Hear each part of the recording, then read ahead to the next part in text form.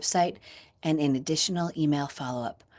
While we wait another minute to let everyone arrive, we would love to know who is here today. So if you wouldn't mind entering your name, city, state, and organization that you represent in the chat. Thank you.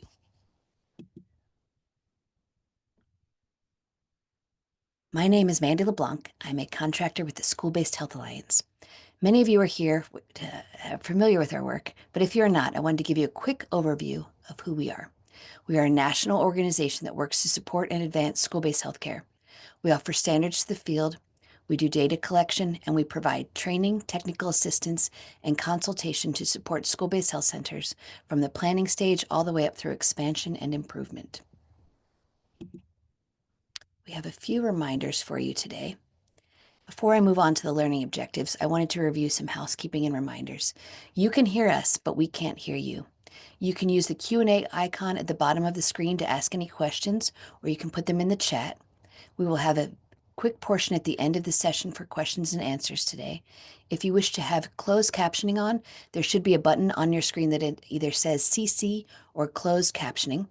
We also have a set of evaluation questions at the end of the webinar that we encourage you to complete, as it helps us provide continuous improvement to provide the best content and tailor it to the voices of those in the field. Today's learning objectives are to describe the role of integrated mental health in health centers, school-based health centers, and schools, including key components and benefits.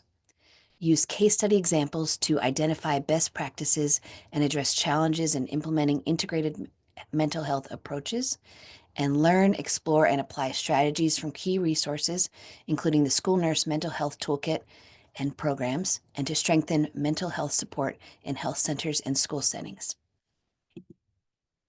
I would like to introduce today's speakers. Go ahead, Addie. Thank you, Mandy. Hi, everybody. I'm Addie Vanswell, and I'm a director here at the School-Based Health Alliance, licensed clinical social worker by training, and spent about 12 years working in a school-based health center just outside of Chicago. Donnie? Thanks, Addie. Hi, everyone. My name is Donnie Greco. I'm an associate here at the School-Based Health Alliance. I've been here for 3 years. I'm based in Pennsylvania, and I will pass it over to you, Joanne. Yes, thank you, Donnie. I'm Joanna Pitts. I'm the school health nurse consultant with the Virginia Department of Health, and super excited to be here. I've been in this position since 2005, and prior to that, I was a school nurse in the school setting. And I'm gonna pass it over to Jen. Hi, my name is Jennifer Bliven. I am the current secretary for the Virginia Association of School Nurses, and I am a practicing school nurse in the state of Virginia.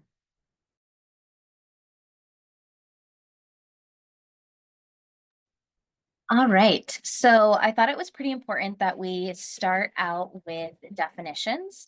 And I think this is really relevant because I think we hear different things when we talk about integrated mental health. And so the definition is there for you on the screen. I'm not going to read it verbatim, but oftentimes, it is called many different things. So integrated mental health has also been referred to as behavioral health integration, integrated care, collaborative care, primary care, behavioral health. And essentially what this means is that we're making sure that access to behavioral health services and medical services are really there together and available to our students and our patients. So just curious if people can jump in the chat and let me know what other terms have you heard. Did I capture them all? Are there other things that you've heard when it comes to integrated mental health or integrated behavioral health care?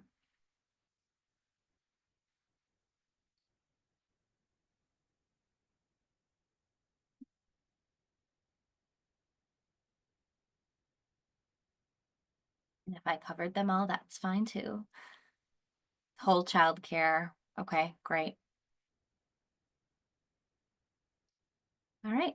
Thank you, Marquita. I think we can go to the next slide. If you think of something, feel free to enter them in.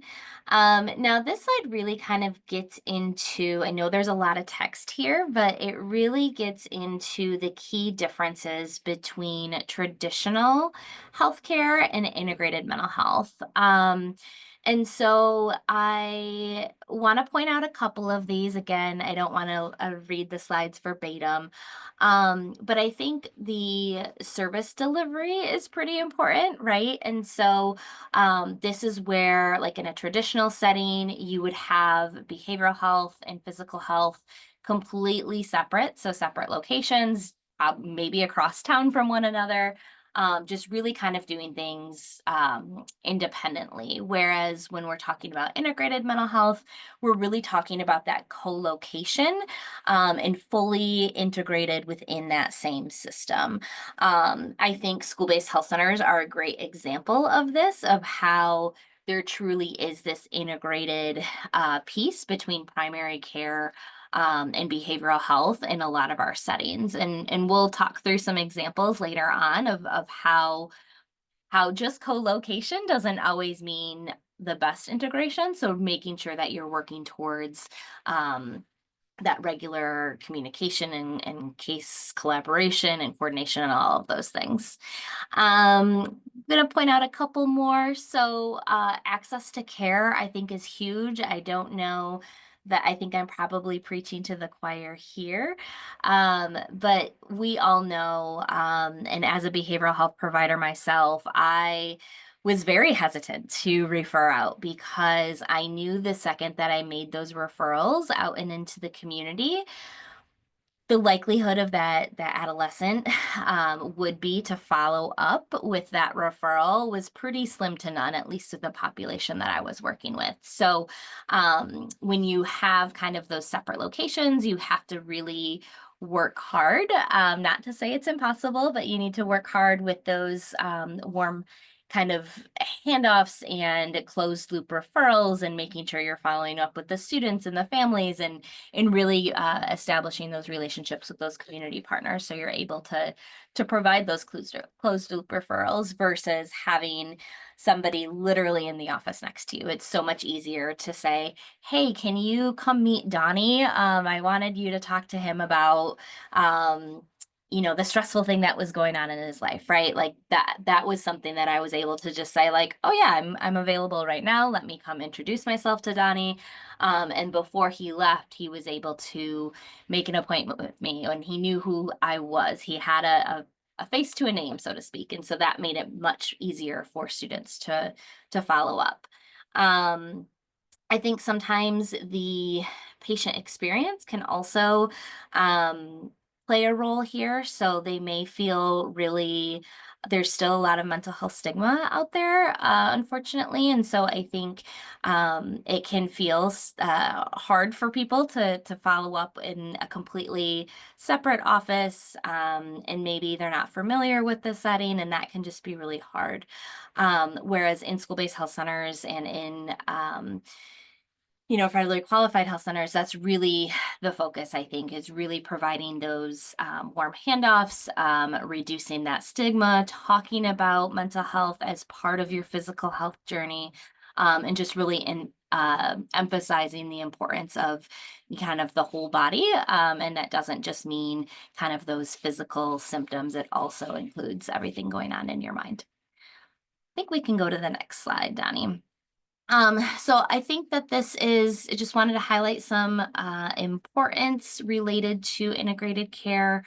So for obvious reasons, I think it improves communication, the access to care piece that I had already talked about.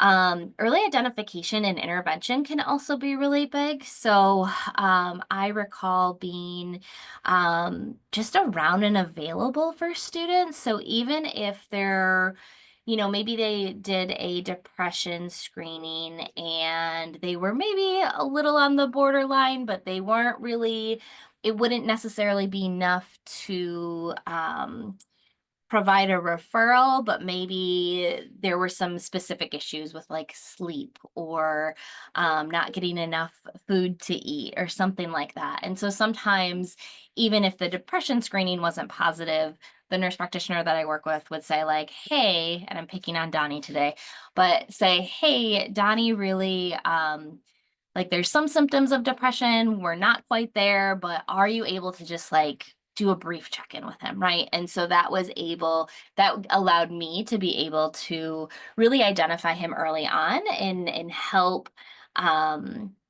support him before the symptoms got worse. Integrated care is all about the holistic approach. So I think somebody had thrown in the whole child care, right? Or the whole child approach, the WISC model. I think that also definitely comes into play here. And when students are feeling better mentally and physically, there has been research that shows that they do better academically. And so when we are in the school-based health centers and we're able to provide both services, it really can have an impact on their academic performance. And it really does help with school and community partnerships. And so a big part of our work in school-based health centers is working on partnerships. And we'll talk a little bit about that next. So those strong partnerships are kind of one of our key components of what makes school-based health centers successful, right? And so it's really difficult to do anything in a school without having a relationship with the school, right? And so sometimes those relationships take a little bit of work and a little bit of time. I know in the building I was at, we had 5 administrators over the 12 years that I was there. And so anytime a new administrator came in, there was a whole process of like getting them up to speed, making sure they knew what we offered, what we were there to do, how we could support them. And that was always a process to navigate. Some administrators were super excited to have us on board and wanted us at everything and really treated us as kind of an extension of their school. We had other administrators that were like, okay, cool. You can do your thing. We're not going to bug you and we support you, but we're not going to be as involved. Right. And so continuing to like work on those partnerships, I think is critical. You obviously have a relationship with your sponsor, the local healthcare providers in the community. So if you are seeing students and they have a PCP in the community, making sure that you're making those connections back to that PCP. Always incorporating student and family voice, so getting feedback, involving them in the process, and then those community organizations. So while it is, I think, ideal to be able to provide the services on site, that's not always possible. So being able to build those community partnerships and community resources, I think, is incredibly important. So there are a number of ways in which schools and school-based health centers can kind of build their partnerships. So on the left-hand side, you have some tips and ideas around health sponsors. On the right-hand side, you see some for the school partners. But basically, this is really just about kind of working together. And as it relates to behavioral health, I think there are so many students. I shared a lot of students with the school social workers. So some of my students would be special education students. They had IEP minutes with their school social worker. So they would go see their school social worker for those 30 minutes a week, and then they would come to see me for therapy. And in those cases, we really worked well together.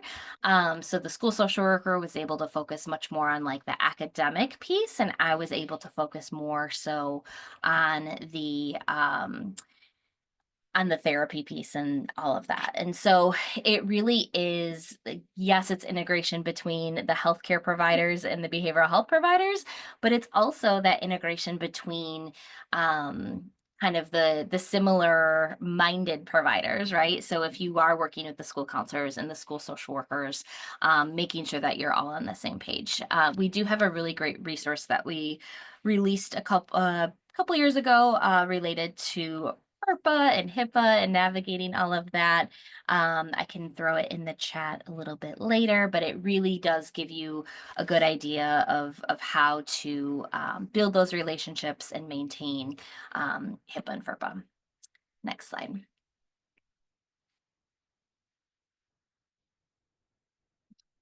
So I also wanted to kind of just highlight a couple of different models and frameworks that are related to integrated care. So probably the most common one is this primary care behavioral health model. So it really comes from a population-based approach that places behavioral health providers into primary care settings. So whether that is in your community-based health clinic, whether that's in your school-based health center. They're fully integrated. They I see this a lot in primary care where they will provide more of that consultative role, where in school-based health centers, they might have a little bit of a role, a different role. They will kind of treat the whole person and help the primary care providers kind of address those mild to moderate mental health concerns.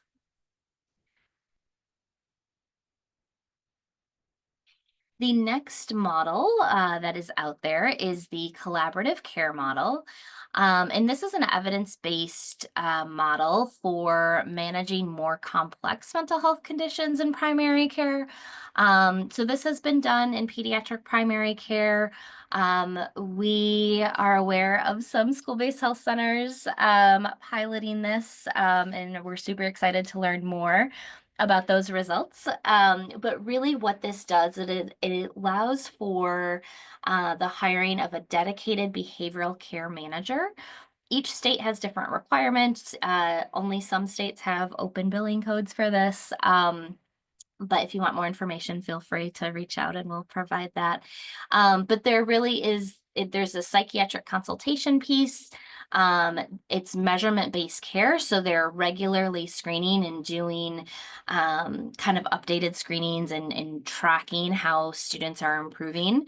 There is the inclusion of a systematic case review, and it really does kind of help keep track and monitor the more moderate to severe mental health concerns who need kind of that additional support and might not have direct access to psychiatry, because we all know there is a shortage of child and adolescent psychiatrists. So, at this time, if we could, you could scan the QR code, or if you can go to menti.com and enter the code 25379825. We would love to hear what models you are using for integrating mental health into your health centers.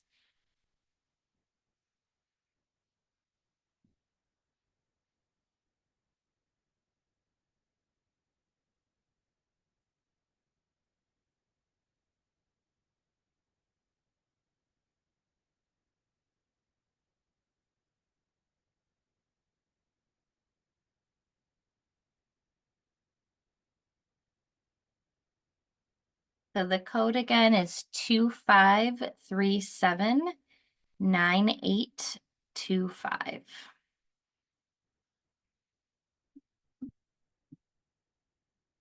I'm not seeing any responses, so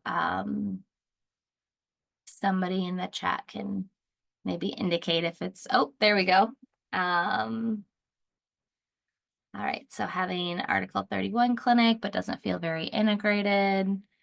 Yes, therapists being booked back to back can be really difficult. I've definitely been there and done that. All right, collaborative care, family medicine, social work trainees, school-based mental health providers, coordinated care model.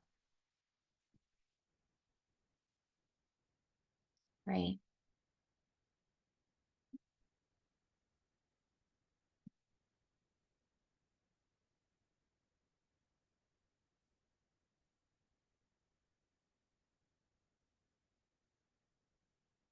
Base health center. Okay, great.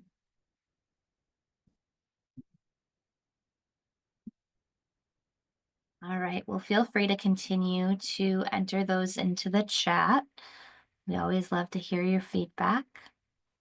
And I think we'll switch back to the slides to talk a little bit more about just kind of some general considerations for school-based health centers providing mental health and behavioral health services. So the one thing I want to say is that it really is, it can vary quite a bit. So every school-based health center has a different model. There's different positions, there's different resources, relationships. And so I think we say that often is that you see one school-based health center and you see one school-based health center, right? And so those relationships, those services might vary quite a bit. Co-locating those services, like I said, really important. And I will put in the chat more information about the collaborative care model, as well as the CPT codes, and what state Medicaid offices are allowing for that. Next slide. So I just wanted to provide an example. So about a year and a half ago, I would say, a colleague and I interviewed some school-based health centers just to get a sense of what their staffing looked like. It was really a question that we continued to get, is like, well, what does behavioral health look like in school-based health centers? And so these were kind of these are 3 examples of what that staffing looked like. So in the first one in the Midwest, you had somebody, there was a full-time social work manager, and then 2 full-time licensed social workers, and then a part-time psychiatrist. I will say that's usually pretty rare to have a psychiatrist on staff. Often, there would sometimes be access to a psychiatrist, but not always having a dedicated psychiatrist to the school-based health center like that school did. In the Pacific Northwest, there was a health sponsor who provided staffing for 3 school-based health centers. And what that looked like was that they had 2 full-time master's level clinicians, and then 1 full-time bachelor's level clinician who was working on a master's degree. And so they were able to provide some of that behavioral health support and case management and follow-up while working on their degree. And then with that particular site, they had access to psychiatric services through their consult line. And then there was staffing for 5 school-based health centers in the Southeast. And that model looked like 3 full-time providers, and they were split across 5 schools with 1 full-time clinical supervisor. So as you can see from this slide alone, there's quite a bit of variance, and a lot of that has to do with funding and the ability for people to be able to maintain these positions. But I think in each example, we'll dive into the first model a little bit later today to show you a little bit more about what they could do. So common mental and behavioral health services in school-based health centers, again, it varies greatly, but it can include things like individual, group, and family therapy, substance use prevention, intervention, and treatment, crisis response and intervention. I was part of our school's crisis team, so anytime there was a crisis in the school or in the community, they would reach out to us almost immediately, and I would respond to that. Case management, classroom health education, and I'll talk a little bit about that later as well. Universal screening in and out of the school-based health center. So I think a lot of school-based health centers are great about doing kind of comprehensive risk assessments, doing that universal screening on anybody who walks in their door, right? But there's also other schools and school-based health centers that partner together to do a more broad universal screening. So this could look like depression screenings, suicide prevention screenings. There's a lot of different ways you can do that, and the Center for School Mental Health has a number of resources related to universal screening.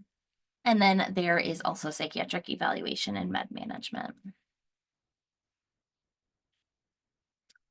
So in regards to we talked about models. Now we're going to talk a little bit about frameworks. So the Center for Integrated Health Solutions started back probably well before 2013, but this was published in 2013, discussing the different kind of key levels of integration. And I only show this because it's really where they started, and the next slide really kind of shows where they are today. So this is really kind of the basic kind of different levels of integration. So starting with that minimal collaboration, so very separate systems, all the way to that sixth one that talks about full collaboration in a merged system and really working together and working with shared teams. And that's really what we want to try to get towards. So if you can go to the next slide, I want to show you how the National Council has really highlighted and created this comprehensive health integration framework. So they have created a self-assessment tool for improving integration. It has 8 different domains, 3 different stages of that integration. And this is a really comprehensive tool that health centers and school-based health centers can utilize to really kind of do an assessment and figure out, where do we actually fall on this? Like, yeah, we might be co-located, but the providers don't actually talk to each other because there's no time, right? So what are different ways that you can actually be able to kind of make that time to improve care and improve that integration? So the sources there on the slide, the National Council for Mental Wellbeing has a significant amount of work and research and resources available. So I'd encourage you to check that out. I'm not going to be able to do it justice in this one slide. So I feel like I've touched on this a little bit in terms of the partnerships, but this is really kind of just like specific steps of how you can do this. So making sure there's open lines of communication, that formal agreements and policies are in place. So having those memorandums of understanding, having referral processes, really increasing student and family engagement, expanding your integrated care model. And I think the biggest piece here is really leveraging funding sustainability. That's what keeps the lights on, right? And so what we often hear is that sometimes behavioral health concerns are actually, you see that more in a school-based health center than you sometimes see your primary care visits. And so recognizing that and utilizing that to help keep the lights on. So next, Menti poll. So just very briefly, I know I'm gonna have to wrap up shortly. But if you could return back to your Menti screen and use the same code, so that 25379825. Really curious of how you collaborate with internal and external partners.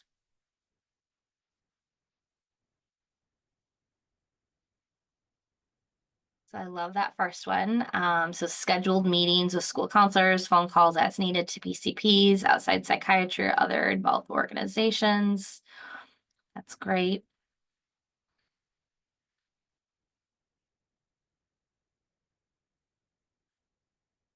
Care coordination meetings between organizations. Okay, that's awesome. I was involved in some of those as well, where kind of everybody got together and we're able to identify needs and help kind of fill some gaps. Phone calls, wraparound, student support teams, contact info, outside events, IEP meetings. Yes, I can't tell you how many IEP meetings that I would attend. Speaking with the school counselor.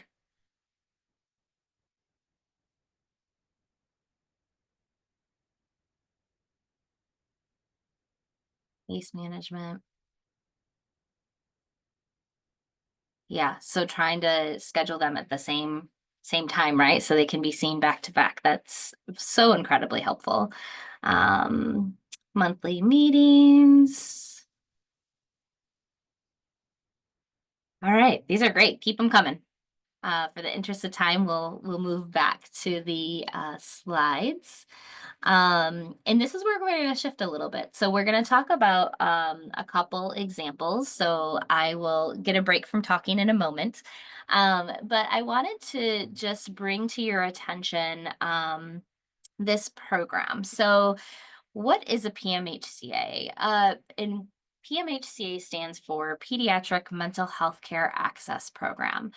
Each state, with the exception of maybe one, has a consultation line available to primary care providers. Most have consultation lines. And they are really there for you as a resource. And so each state calls them something a little bit different. And so when you see PMHCA, you may not actually see that in your state. So like in Virginia, it's VMAP, right? People know it as VMAP. They don't necessarily know it as the PMHCA.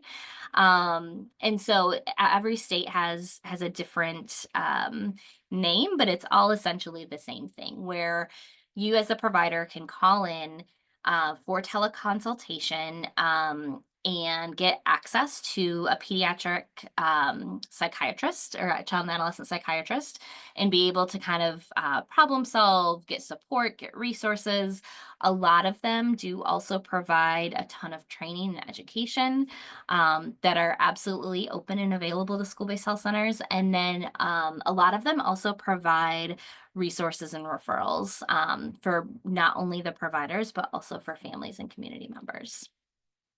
So with the next slide, you'll see kind of, this is our map that we created. And so this really shows every state. So in the blue, that's every state that has a PMHCA program, just a PMHCA program. And then the purple states have a PMHCA program and a state affiliate, so a school-based health center state affiliate office. The green is the PMHCA and a state program office. The dark blue is where you have the trifecta, right? So you have the PMHCA program, you have the program office, and you have a state affiliate. And then there's some other states where there's just a state affiliate. And I do want to make a note here that this is the HRSA funded sites. So there are some, like Oregon is red, right? So they absolutely have a consultation line, but they are not funded. And so that is why they are red. And so just, there's a ton of information about this available to you. If you visit the HRSA website and type in pediatric or PMHCA, you'll actually be able to pull up the full list of who it is, who the contact is in your state. You're also welcome to reach out to us, as that is one of my many hats that I wear here at the Alliance. Next slide. So this is really, we did a lot of work in 2023 in creating some resources about kind of the partnership between school-based health centers and PMHCA programs. So this was just one of the infographics that was created from that, but it really kind of goes to the core of why you should even partner with a PMHCA. And so just wanted to throw this out there as when I started working in a school-based health center, I had no idea what our PMHCA program was until I started working here. And so I just wanted to make sure that everybody was aware of what it was and how it can support the work that you're doing. And at this time, I'm going to pass things over to Joanna, where she will talk to you about another resource that was actually funded by VMAP. So super, super exciting. Yeah. Thanks so much, Addie. We're really grateful to have the opportunity to speak about the School Nurses Mental Health Toolkit with you all today, and really want to thank the School-Based Health Alliance for supporting our work.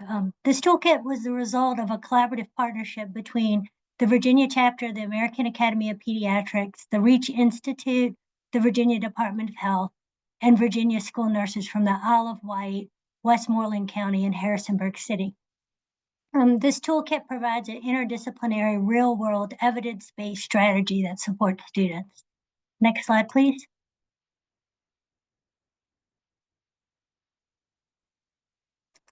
So I want to give a big shout out to the Virginia Association of School Nurses for their partnership and support. And Jen is my co-presenter, and she was selected as the 2023 Virginia School Nurse of the Year.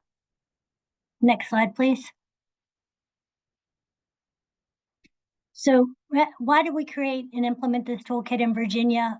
Our healthcare providers and school nurses noticed a significant increase in mental health visits to their clinics.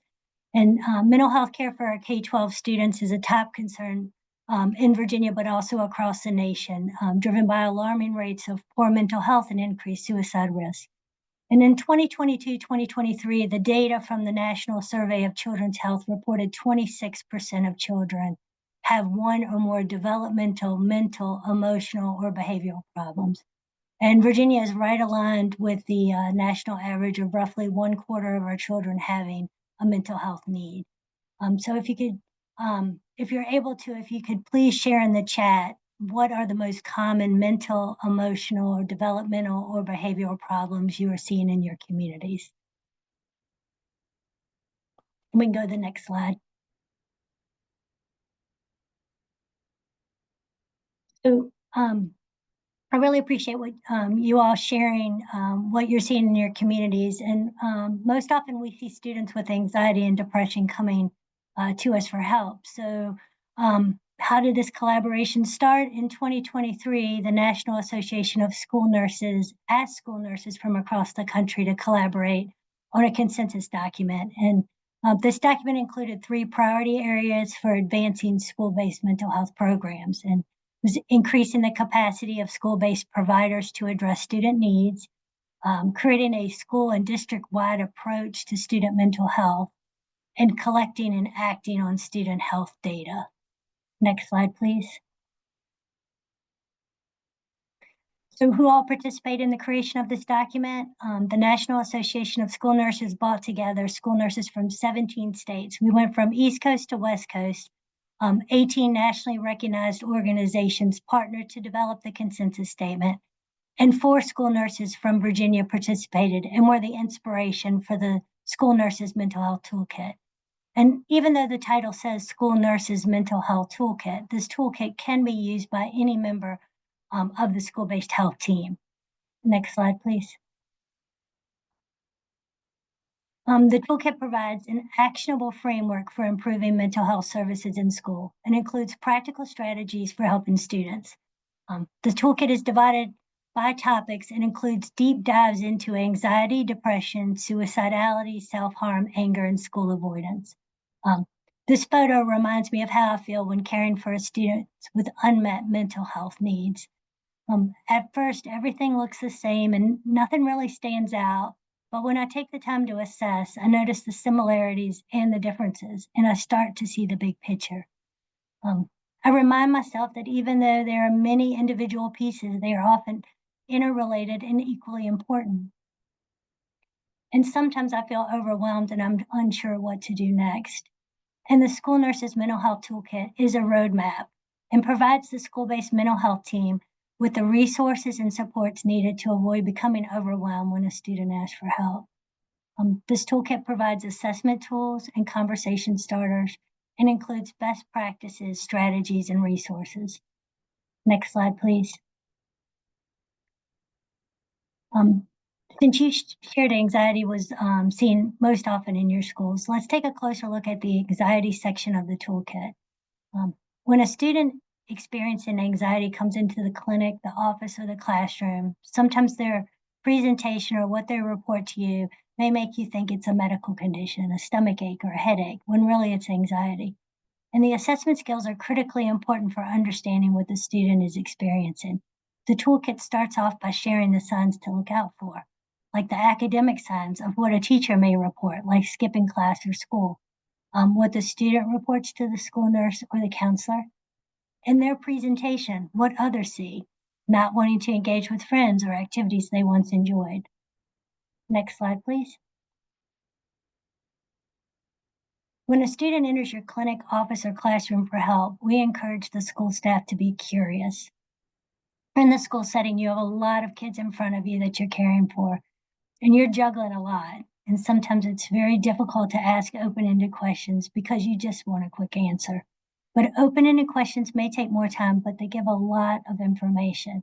And it's important to let the student know that everyone gets anxious. I'm anxious right now. So anxiety is not a bad thing. Anxiety is helpful when there's a real danger. And using the tools provided in this toolkit helps you to gather information without judgment. Next slide, please. So now that you have gained insight into the toolkit and the effective assessment approaches to mental health supports for anxiety, please use the QR code on the slide here to access a digital copy of the toolkit. The toolkit can be found on the Virginia Department of Health School Health webpage and the Virginia chapter of the American Academy of Pediatrics website. This resource can be used by any member of the school-based health team, not just school nurses. And many school divisions across Virginia have already implemented this toolkit into their mental health programs, increasing the capacity for school-based providers to address student needs and creating a school and district-wide approach to student mental health. The mental health access program that Eddie spoke about earlier made this possible by providing the necessary funding, and the partnership between the Virginia chapter of the American Academy of Pediatrics, the Reach Institute, the Virginia Department of Health, and school nurses has opened the door for collaboration between schools, families, and healthcare providers. One of the biggest challenges we face is communication. Communication between school nurses, school staff, families, and providers is needed to develop individualized plans of care for students experiencing a mental health crisis. And one of our hopes with the implementation of this toolkit in Virginia schools is to break down the silos and open the lines of communication. Next slide, please. The interdisciplinary school-based mental health team can benefit from the evidence-based strategies to support students with unmet mental health needs found in this toolkit. And by working together as a team, schools can improve their mental health services and programs. Encouraging students to manage their anxiety by using the techniques included in this toolkit can improve a student's overall mental health, and sharing with them that these techniques are useful and can be practiced anywhere at any time without drawing attention from others. So let's just take a closer look at the progressive muscle relaxation. This is one technique that can be used to reduce muscle tension and associated anxiety. So I'd like to take a moment just to try it out with everyone. So first I want you to kind of sit there, and I want you to tense your muscles from your head to your toe. Just tense them, and now release them.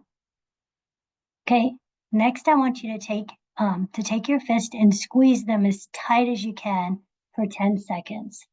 So 10, 9, 8, 7, 6, 5, 4, 3, 2, 1. And now release. And lastly, I want you to squeeze your knees together as tight as you can for 10 seconds. 10, 9, 8, 7, 6, 5, 4, 3, 2, 1. And now release. Now ask yourself, are you feeling better? These simple techniques do work. Next slide, please. The resource section of the toolkit provides wraparound supports for schools to utilize when caring for students with unmet mental health needs. And it is important that school-based mental health teams know and follow their school crisis protocols and work as a team to support students. An interdisciplinary school-based mental health team. Many schools already have counselors and support systems in place, like the 988 hotline, but we encourage school-based mental health teams to continue to utilize the resources available in their schools and communities, the ones they know and they know work and work well. This toolkit is meant to be a supplemental resource to support the school-based mental health team's existing work. The implementation of this toolkit into the school's existing mental health program allows for a school and district-wide approach to student mental health, creating a circle of support. Our next collaboration includes partnering with the Department of Education and the Virginia Association of School Nurses to develop a statewide mental health training program, increasing the capacity of school-based providers to address student mental health needs, focusing on our future workforce development. Currently, we are in the process of creating and offering an asynchronous learning module, including a discussion guide and role-playing scenarios for schoolhouse staff. Using the toolkit as a roadmap, our plan for future training programs is to eventually offer toolkit training to other professionals in the school setting, with the goal of working collaboratively to enhance wellness and outcomes for students. Next slide, please. At the state level, our school leaders have encouraged the implementation of this toolkit in Virginia schools. And through interdisciplinary collaboration and partnerships, we are able to strengthen relationships, improve school connectedness, enhance social networks, improve school-based mental health services, and provide a solid foundation to effectively address the complex issues many students experience. Now I'm going to hand it over to Jen Blevin with the Virginia Association of School Nurses to share more about how she has implemented the use of this toolkit as a resource for collaborating with the school-based mental health staff, school staff, and community partners. But before I do, please share in the chat if you have a school-based mental health team and who serves on your school's team. Next slide. Hi, thank you. Good afternoon, and thank you for having me. I am proud to represent the School Nurses of Virginia on this important school health topic. When the team from VDH brought forth the mental health toolkit in summer of 2024, I was excited to be part of the initial round of education and training. Since its release, nurses as well as other school staff across the state have reported that this has become a great resource in school settings. This is also a strong opportunity for us to form deeper partnerships between school nurses and other school-based health center staff. With this toolkit, those of us that work in school health can quickly flip through to find helpful suggestions, community referrals, and provide a rapid assessment of potential concerns. Personally, my coworkers and I have started to work even closer. We often refer to the toolkit to assist us in helping our students reach their optimal mental health goals. Being able to provide both students and families with consistent, reliable, evidence-based information and referrals gives nurses and other school-based health staff peace of mind that we are doing our best to give the best care possible in the clinic setting. While some schools have direct medical provider oversight, many schools across Virginia do not have direct medical provider oversight. So this toolkit, developed in collaboration with pediatricians and mental health care providers, ensures we are partnering with the most current and up-to-date mental health information. I was given the opportunity, the picture on the screen is myself and my counselor, who we partner together, often seeing students in tandem when they come, because they may come to the clinic reporting a physical concern, rapid heart rate, dizziness, headache, blurry vision, when in actuality, they are having a mental health challenge that they are facing. The toolkit allows her and I to speak the same language, and then to use that same language when we're communicating with not only the students, but with the families and our community partners. We use it to reach out to various different organizations that we know provide pediatric level care. I work in a elementary school population, so finding providers that are specific to that population was very important to us, and we use this resource to find those providers quickly, easily, and refer the families on when it is something beyond what we can help with here in the school setting. For me personally, we had a student who, in our terms, we always call frequent flyers, was in the school clinic often. Vague complaints, random complaints, nothing consistent.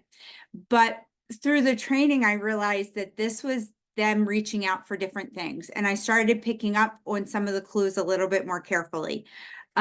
So using that toolkit, I then sat with the counselor. We talked about when she would be able to get them on her schedule. The student was then, we were able to bring the parents in and have a very open conversation about the child's mental health and what had been going on over the course of the school year. Then while the counselor could see the student at school, we were able to get them connected with a mental health provider in our community so that the student could receive appropriate outpatient services. I am so sorry, my phone's ringing. I apologize for that in the background. Hang on. My apologies. I'm in my school-based health clinic right now, so I apologize. So for me, even personally, I have seen this toolkit used on many students, and be able to refer them and get them some much needed mental health services out in the community, which is very important to us. So that is the end of me, and I am being called, so I'm going to step off here for a second. I'm so sorry. Thank you for having me. I do appreciate it. Back to Joanna. Thanks so much, Jen. As you can tell, a school nurse's job is never done. So I want to thank her for taking the time to spend with us and share kind of her day. All right, so I will very quickly, as I want to leave at least a couple minutes for questions and answers. But I wanted to come back to the case study. So here's a couple pictures. Next slide, Donnie. And we can really kind of roll through a lot of these. So the school-based health center was very comprehensive. It had or has primary care, behavioral health, and nutrition services. And that also allowed for behavioral health did include that psychiatrist. It's fully funded by, federal and state grants and private foundation funding. Next slide. So I know this table looks like a lot. I talked a little bit about the behavioral health staffing, but in addition to that, there were 2 family nurse practitioners, 2 physicians. That one physician was that psychiatrist. There's project director, medical assistant who also served as the office manager. But there were a lot of different ways in which the staff tried to incorporate and work with the school at the multi-tiered systems of support. So with those 3 different tiers. So at that tier 1 level, there was a lot of health education, universal screening, crisis response. At that tier 2 level, they offered small groups. They had a calm classroom and call room that was available to students during their lunch periods. And then there was also an opportunity for the social workers to work directly with the deans to provide alternative to suspension programming. And then at that tier 3 level, we were really looking at that individual therapy, crisis intervention, med management. Next slide. And these were a couple of things that I think were unique about this particular school-based health center. It did open a calm room, and this really was a safe alternative space to the cafeteria for all students. It was run by the school social workers, as well as the school-based health center social workers and public health students. Because it was a university-sponsored organization, we did have quite a bit of access to university students, which was great. There was also a pretty big push for suicide prevention. So we helped with training all staff. We did classroom training for freshman students. There was some activities around Suicide Prevention Week and month. As I had mentioned, with that alternative to suspension program that really focused on anger management and building positive coping skills. And then at one point, there was a social emotional learning curriculum built into the in suspension classroom. So we talked a little bit today about partnerships. I'm going to probably skip this slide, but I do think that this really just highlights the many partnerships that were present and available to the school and the school-based health center. So we got about 7 minutes for questions and wrap up. So I will Great job, set Addie. that. Yeah, great job. And the good news is we'll be sending out these slides in this recording so you can review and take your time with it.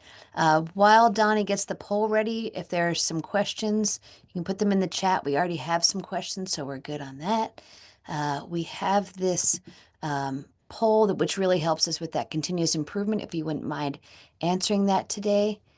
And then we will jump to where you can find additional information on school-based health for all going to resources, the e-library, and then you can find more information. Also a save the date for the school conference this year and ways to find us on social media. And we can leave that slide up for a little bit so you can find us on social media while I get some questions ready for our co-presenters. So we had 2 questions that have already come in, and I'll plant them both so that you both have time to think about it, Joanna and Addie. One question is around how any success stories as it relates to telehealth and integrated mental health. The second question is related to Article 31 therapists, and if we have time to dive more into that, we will. So who would like to take the telehealth question first? I do have an example right off the top of my head related to telehealth. Well, there's a couple, I guess. So the one thing is that when I was in school, I never really took a foreign language, and probably one of my biggest regrets. But as a result, I do not speak another language. And a lot of the students that we served were Spanish speaking students. And so this is an example of telehealth and partnerships, because I was able to partner with one of our community-based mental health agencies, who was able to not only get her in right away because I had a relationship, but then also was able to schedule the time during the school day because things at home were a little hectic. And so we weren't so sure that she was going to be able to get to the appointments. And then we weren't so sure that she was going to remember the appointments if she kind of had to sign on alone at home. And so what we ended up doing is we actually gave her the space at the school-based health center to just come on down, set up her computer.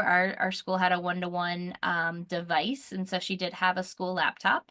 If she didn't, we had extras in the clinic that she could use where she was able to just like log right on and meet with her therapist weekly. And that was a really great asset. I think for telehealth in general, I think a lot of us, a lot of clinicians, when COVID hit, had to kind of quickly switch to telehealth. So that was something that our school-based health center did offer. So it became a lot easier and a lot more accessible. So during school breaks, I would be available if they didn't want to come in person, I could do some telehealth. But those are the 2 stories that kind of come up to my mind. I don't know if you had anything to add, Joanna. Thanks so much. Yes, what I wanted to add is in Virginia, we're very diverse. And so not every school in the Commonwealth has a school nurse. And that's something that we're working very hard on. And also that access to provider care. So the telehealth option for mental health has been a real blessing, especially for some of our under-resourced areas that don't have providers. School staff is able to reach out and be able to make telehealth appointments and be able for students to get what they need, which I think has been just a real blessing in our, especially our more rural communities. Great. And do either of you have the thoughts on Article 31 therapists? The question is focused around how you integrate them and the amount of time that usually the therapist is quite booked all day, and then the Article 1 therapist. Any thoughts on that?